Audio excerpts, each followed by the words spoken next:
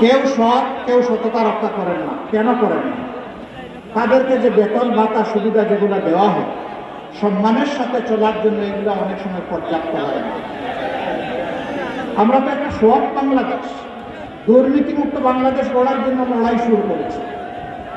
আমরা সরকারি কর্মচারীদের ন্যায়সঙ্গত বিষয়টা দরদের সাথে সম্মানের সাথে বিবেচনায় নিয়ে পে কমিশনকে বলবো যে যথাযথ রিকমেন্ডেশন আপনারা আমাদের কাছে দিন, যাতে একজন মানুষ সরকারি চাকরি করার পরে দ্বিতীয় কোনো রুজির সন্ধান তাকে করতে না হয়, আর টেবিলের নিচে যেন হাত ঢুকাইতে না হয়।